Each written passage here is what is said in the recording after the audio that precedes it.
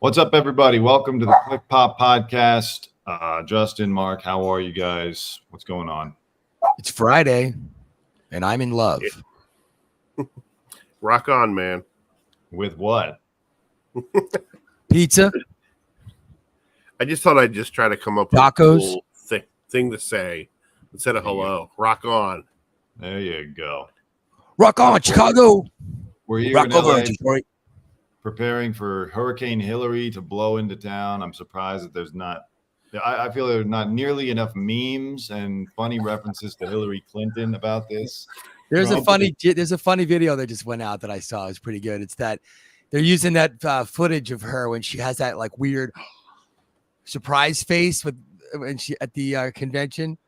Yeah, and they're using that for the and rightly so. That's the perfect face for that video. But it's a video of it's like sort of following the path of the hurricane, and then she makes that face when it gets to LA. It's pretty funny.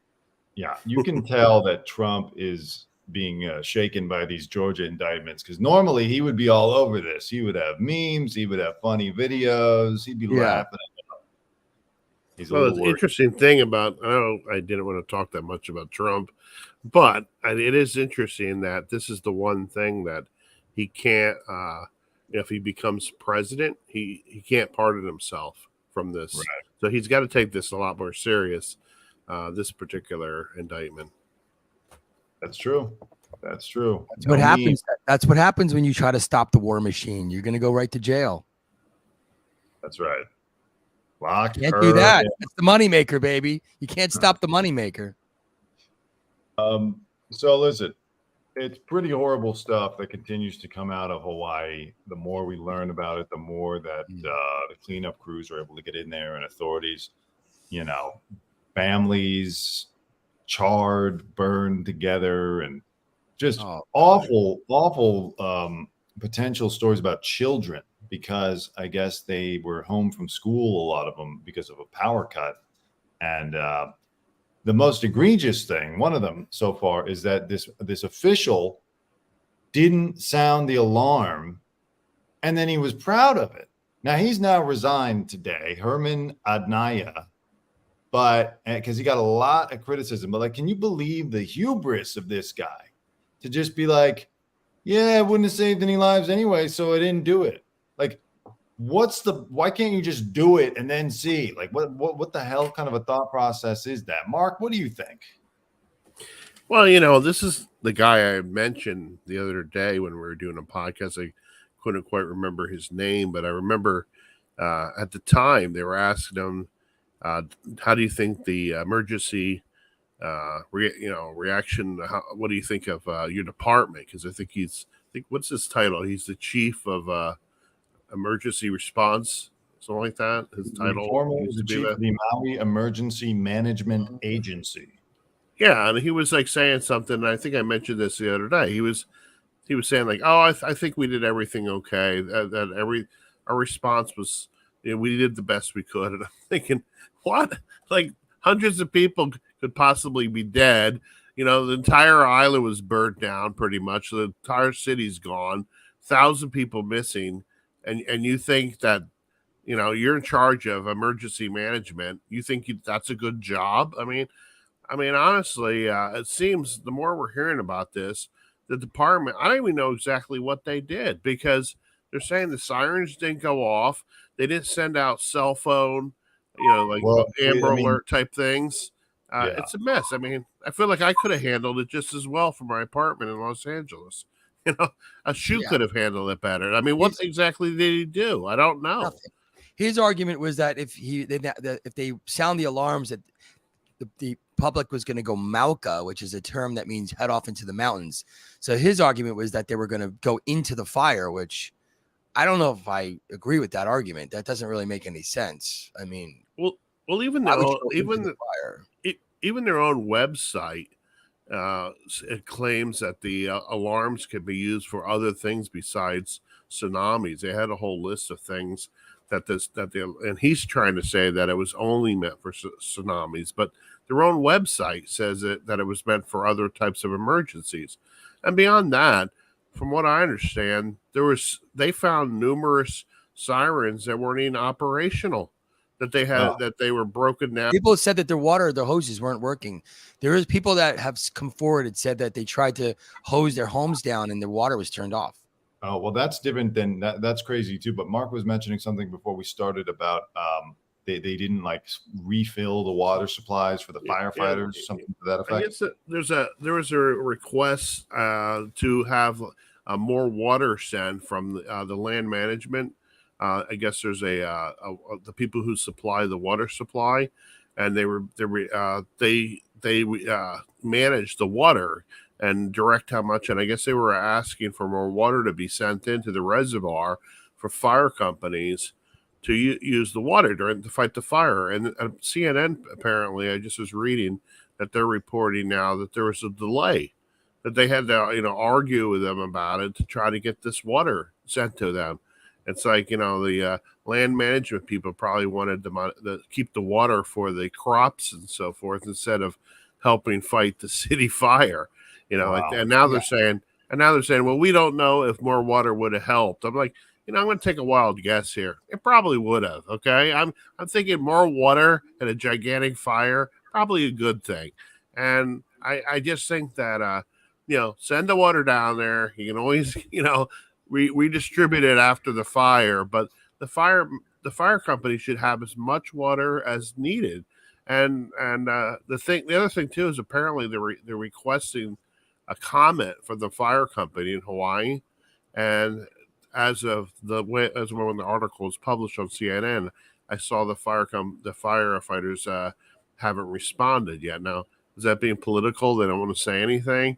There was a problem here, but they don't want to throw somebody under the bus. I mean, it's pretty bad.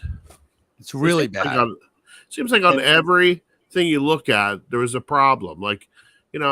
This guy who just resigned, why didn't he be proactive and think about this?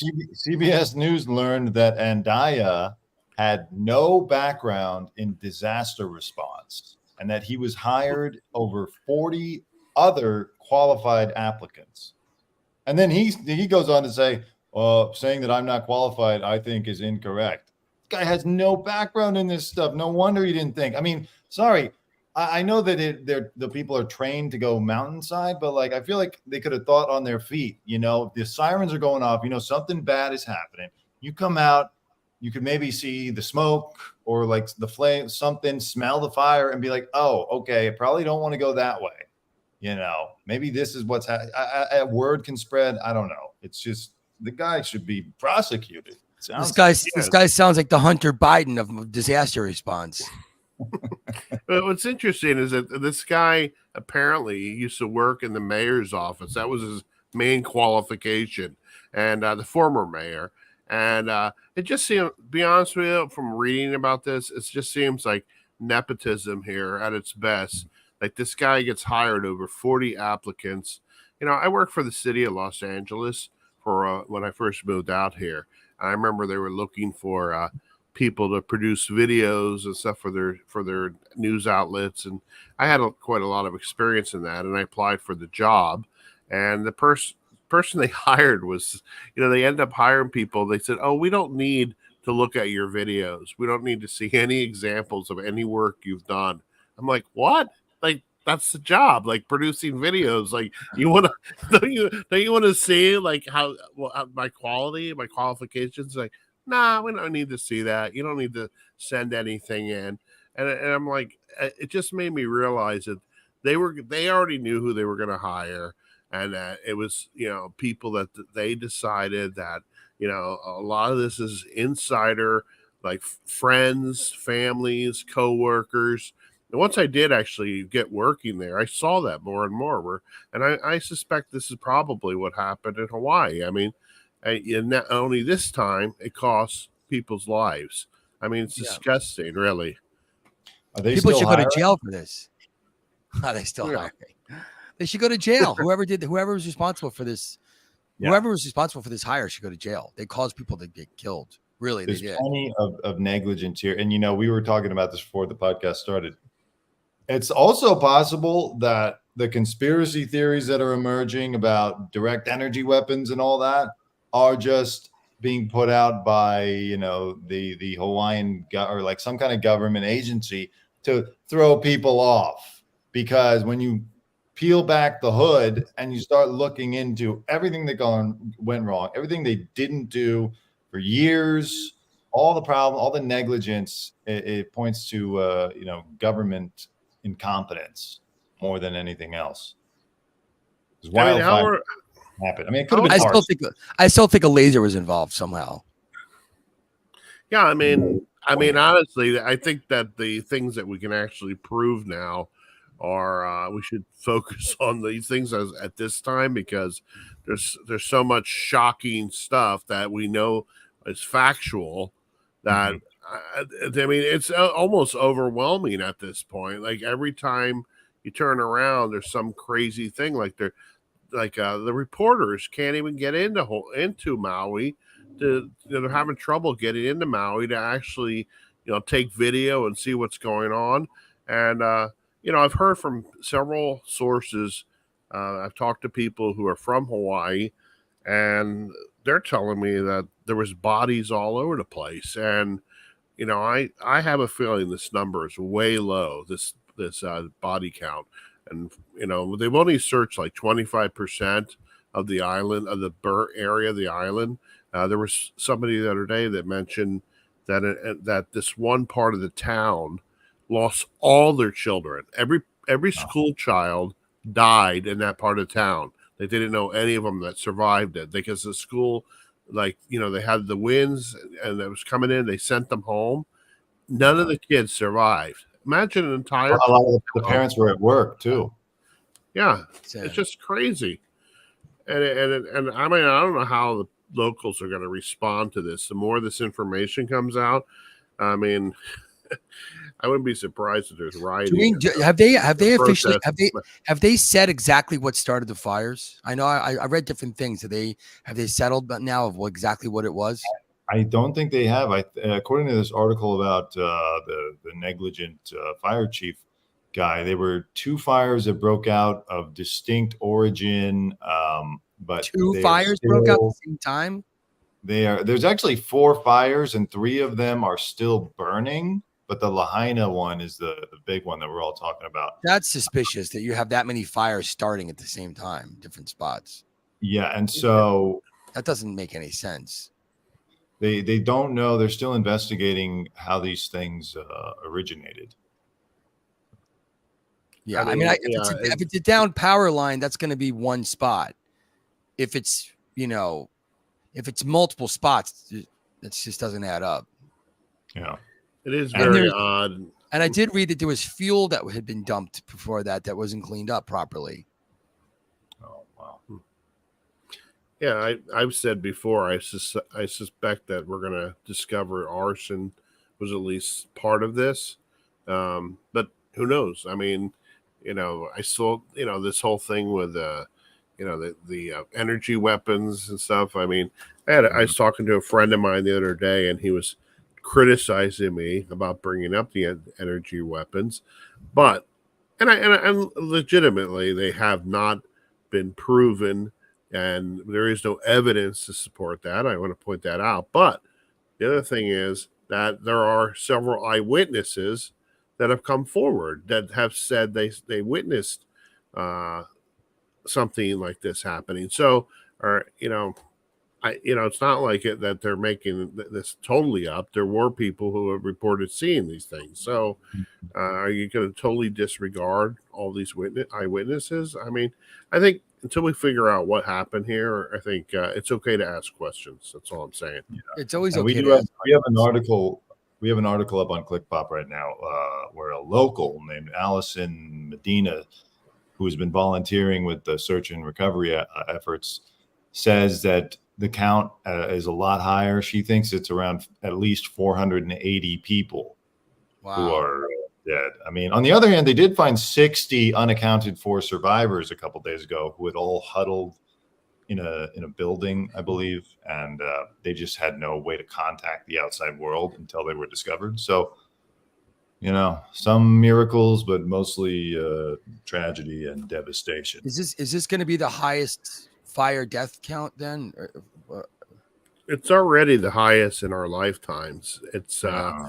it's the top 10, one of the top 10 worst casualties for fires in U.S. history.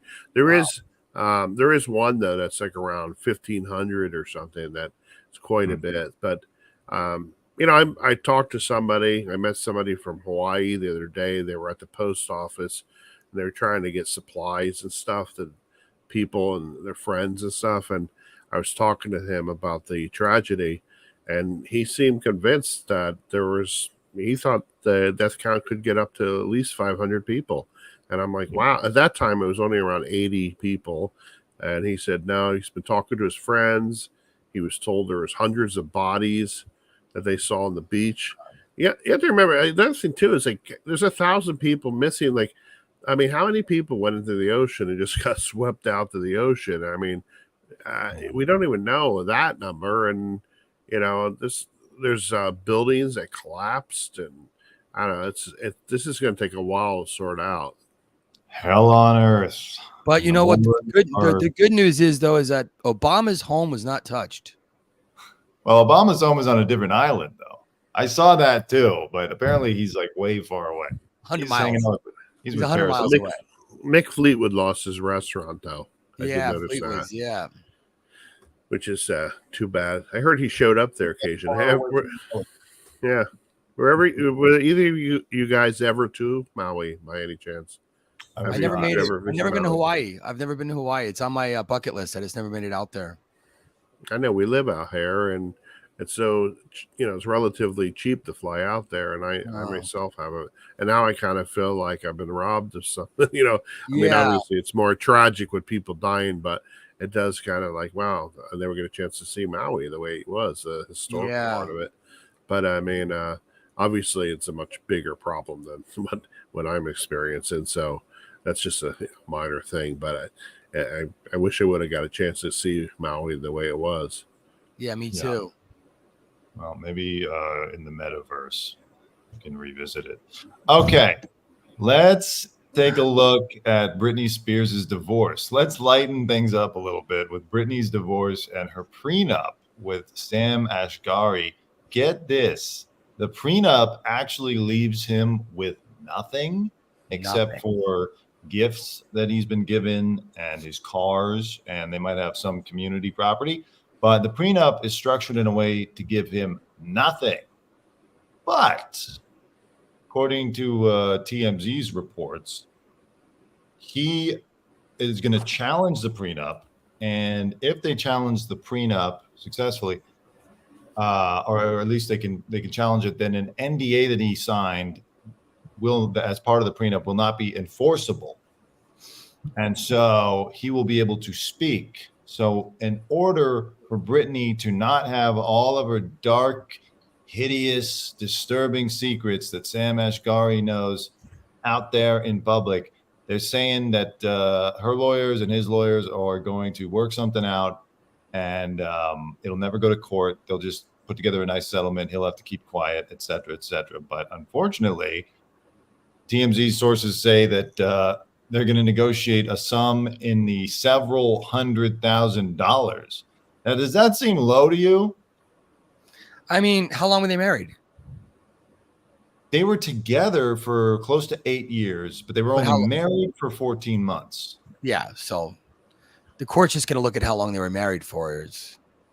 That's the only thing that has any precedent. How long you're dating is besides. And he's got money too. I don't think he's not like me. He has a nice gym over in Hollywood, doesn't he? And I'm sure I mean, maybe this seems to be him to be a fair amount. But think about how much work you have to do to be Britney Spears' man. I mean, that's not just like having a normal girlfriend and then wife. That's like having someone who needs a lot of care.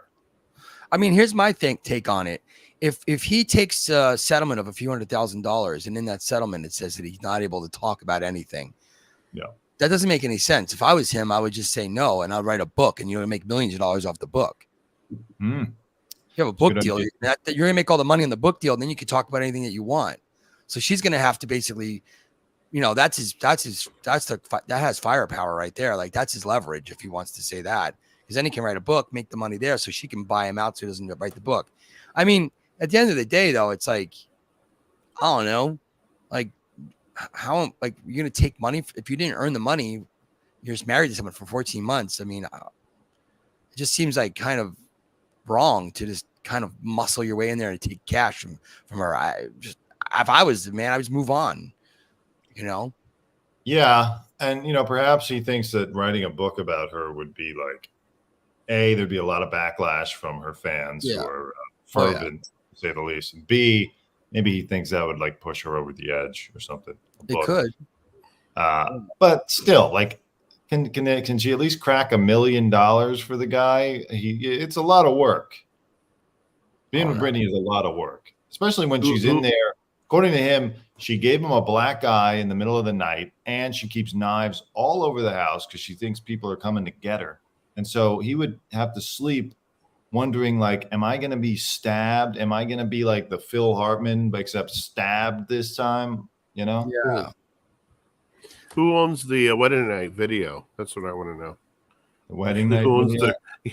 Who owns their private porn tapes? He can always make a lot of money on those, I'm sure. It might be Gawker's out of business. He's got to go somewhere else. Quick Bob. Yeah. How much you guys got? We'll pool it together. Sleep with one eye open, Sam. Yeah. I don't know. It's a weird situation, but I trust the reporting here because TMZ has been all over the Britney thing for years. So when they say, it seems like he tried to work it out with her for a long time, doesn't it? It seems like they got into arguments, but she was kind of talking to herself and stuff at that one restaurant that reported, and he punches her. She punches him in the eye.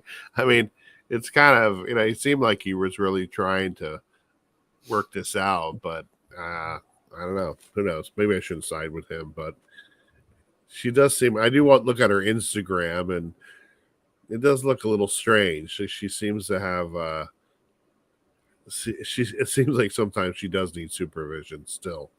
So she's I don't know. She's out there, dude. She's out there. Yeah. She's an interesting person. Justin, you made a bit of a play for Britney on the other podcast. Has she reached out to you? Have you heard anything? Nah. Call me. Come on. Let's do I told you got to post some of those weird, creepy dance videos. It sends a message to her. No, I got to hit the gym a little harder. Make sure I get my abs, And spin around in circles. She seems to like that. Get a I can pole. do that. Yeah. I can spin around in circles. Put some black eyeliner on, do the whole thing. All right. Well, look, we'll see what happens. I'm curious to see what the final sum is, if we'll know what it is. I did predict that she was going to take, or I said she's going to go whoever's around her circle. That's who she's going to hook up with. And he's saying that she cheated with the pool boy or whatever. Oh, yeah. A house, one of the people that works at the house. Yeah. I know. That's what it is. She's not on a dating app. She doesn't go out anywhere. So she's going to hook up with whoever's around her. Is she with the pool boy? Is that the latest news? Well, it wasn't the pool boy exactly, but Sam said that he witnessed her, or he either saw a video or he witnessed her and a house employee on the camera. He saw it on the camera that she was making out with the house employee. Yeah. Yeah. So. Yeah. What else? I mean, who else is she going to hook up with? She all she does is go to drive-thrus, so she can't hook up with one of the people at the drive-thru. I'm gonna have to go get a job at Chick-fil-A. Taco Bell, I think that's the one that she's into. Oh, is that the? Oh no, I'm not gonna work there. I'll work at Chick-fil-A though, and I'll work at In-N-Out. I'm not gonna work at Taco Bell, dude. Be a manager at In-N-Out. They make like $150,000 a year or something like that. And now, if I work at UPS, you make $170,000 at UPS, dude. What are you doing? Get going. Get off the podcast. I'm dragging my feet over here, dude. It looks like Sam's threats. He made some vague threats that he would release extraordinarily embarrassing, damaging information if she didn't play ball. Or they worked because he put out couple stories, and then now all of a sudden we're talking about settlement. So good for. So his good blackmail worked. Yep, his illegal blackmail worked. All right, last thing. Kid Rock made a whole big deal when he gunned down a case of Bud Light earlier this year. And now he has been photographed and videotaped drinking Bud Light at a concert. Dun, dun, dun. Now he wasn't, he was like high up in the, looked like a private area, kind of like up in the rafters a little bit. So Yeah. I don't think he was just like publicly in the front row, double fisting Bud Light, but still, he was like the leader. I think he's the guy who took it from a few people being upset online, but like faceless people being upset, to like he was like, yeah, we hate this Bud Light, and like turned it into a whole big thing. And now there he is sucking one down. How do you feel betrayed, Justin? I can't sleep at night. Yeah, his bar supposedly down in Nashville also continued to serve Bud Light as well. They found that out a few weeks ago that they think they never stopped serving it. So it seems a little hypocritical for sure, and very, very odd situation. Yeah, I mean, it's like I feel bad for the fans and for like the people who believe that they were actually starting a movement against. And I mean, they were. By the way, the company has not recovered. Bud Light probably will never recover as a brand. I don't think Kid Rock drinking it now is going to make a big difference. But they thought there was like some like the people who were leading the movement actually cared about this. Kid Rock does not give a fuck about Bud Light ultimately. He probably was annoyed that day, and then he was like, "Yeah, whatever, bring on that Bud Light. Who cares?" I want to hear the backstory. As he released a statement about it, like I wonder if there's something like, they found it. There was the last beer, and they thought it was available, and he was thirsty. I mean, what's the backstory? Maybe he was spinning chewing tobacco into it. Maybe he wasn't drinking it. It's a total misunderstanding. First of all, he's sick because it's a shitty beer. So going back to it, period, is like it's not good. It would have been even better though if it was one of the cans that had Dylan's face on it. Yeah, that would have been funny. Yeah. Yeah, I mean, I don't understand all this, loyalty to Bud Light. I actually think the beer sucks. I don't understand. It's not my favorite. It's never been my favorite. And then stop kidding yourself. If you're drinking Bud Light, like you got a pot belly, okay? Just drink the real stuff, okay? Just drink Budweiser. And stop trying to pretend that you're on a diet. They taste totally different, though. They taste totally different. Budweiser is really heavy and has like a weird aftertaste. Bud Light is cleaner, and it is easier to drink on a hot day. Yeah, I mean, or just drink literally any other beer, and it's better than a Bud Light. Hot day, dude. Tea time, baby. This is a big FU to his fans because he didn't even think to put a beer koozie over that thing so no one would see his secret shame. He's just openly like, hey, guys, it's all a big joke. We're the elites. I'm one of those rich men from Richmond, and I'm drinking Bud Light. Son of a bitch. That's right. And who was the guy on Instagram? The person that was that he was protesting. Dylan Mulvaney. Dylan Mulvaney. Yeah. Well, and another twist. She was spotted playing Kid Rock albums. She should have. Honestly, I don't like the way she handled this. She should have gone right back at it. She should have just been like, ball with the ball, the bang, or whatever songs are. That would have been funny. She put a big poster behind her. Kid Rock poster or something. Gone down to his bar and been like, this is my favorite bar in Nashville. I had some fun with it. I had a lot of fun in the bathrooms of this bar. I don't know. Well, anyways, Dylan Mulvaney. I like Bob Dylan. There you go. That's something you guys can agree on. All right. I think we've covered it all. Is there any last words you guys have today? It's going to be a Freaky Friday. Watch out for Hurricane Hillary. Well, it's good to see you guys again. Yeah, you too. Yeah.